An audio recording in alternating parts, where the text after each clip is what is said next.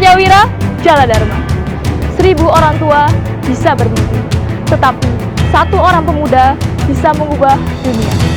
Hai Sobat Konilamil, bersama saya Seda Cecil di Konilam News dengan sejumlah informasi yang telah kami siapkan untuk Anda hanya di Konilam News Weekly. Komando Lintas Laut Militer melaksanakan serah terima jabatan Kepala Dinas Pemeliharaan dan Perbaikan Kapal dari Kolonel Laut Teknik Indra Bienbusaju Lepang kepada Kolonel Laut Teknik Roma Gunawan. Acara berlangsung di Gedung Laut Nusantara, Mako Kolin Lamil, Jakarta. Panglima Kolin Lamil menekankan pentingnya Tour of Duty dan Tour of Area untuk menjaga kesinambungan kepemimpinan.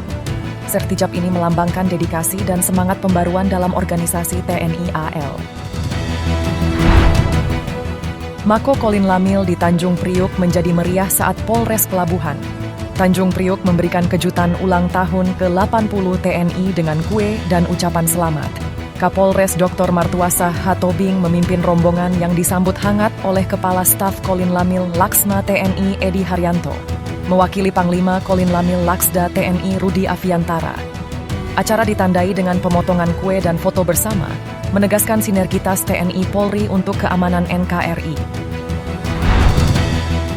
Kelasi Kepala Isyarat Septenando Horomati dari Kolin Lamil meraih medali emas di Hanoi Dragon Boat Stand Up Paddle Open 2025 di Vietnam. Ia berhasil mengalahkan 69 peserta dari 7 negara dengan menunjukkan teknik dan kekuatan yang luar biasa. Panglima Kolin Lamil menyatakan kebanggaan atas prestasi ini. Inspektur Kolin Lamil Laksma TNI Julianus Zebua memimpin audit kinerja terhadap Satuan Kerja Spers dan Dismin Pers Kolin Lamil di Mako Kolin Lamil, Jakarta Utara.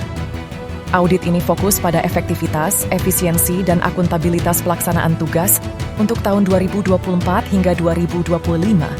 Inspektur Kolin Lamil menegaskan bahwa audit kinerja bukan semata kegiatan pemeriksaan, melainkan juga bentuk pendampingan dan pembinaan untuk meningkatkan tata kelola satuan kerja.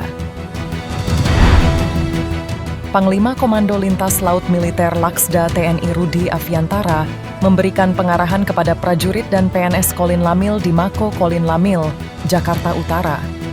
Dalam arahan tersebut, ia mengucapkan terima kasih atas kerja keras prajurit yang berhasil mendukung Presidential Inspection di KRI Dr. Rajiman Wedyo Diningrat, dan menekankan pentingnya memahami peran TNI dalam menjaga kedaulatan negara dan memulihkan keamanan nasional.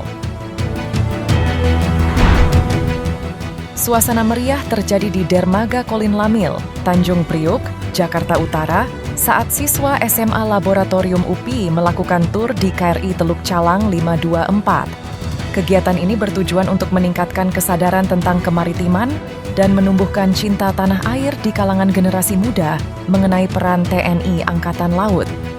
Siswa mendapatkan penjelasan tentang tugas prajurit dan berkeliling kapal.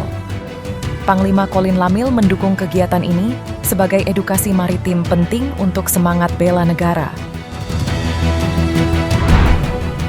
Panglima Kolin Lamil Laksda TNI Rudi Aviantara didampingi Ketua Gabungan Jala Senastri Kolin Lamil Nyonya Hesti Rudi Aviantara mengunjungi Satlin Lamil 2 di Surabaya pada 10 Oktober. Kunjungan ini adalah bagian dari orientasi Panglima terhadap satuan di bawah komandonya. Laksda Rudi mengapresiasi dedikasi prajurit dan menekankan pentingnya sinergi serta pembinaan personel.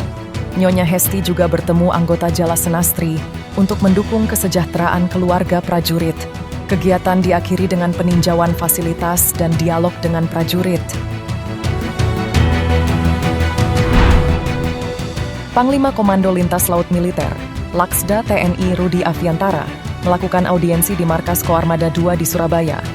Pertemuan ini bertujuan untuk memperkuat komunikasi antara Satgas Laut dalam TNI Angkatan Laut. Mereka membahas koordinasi, kesiapan operasi, dan dukungan logistik.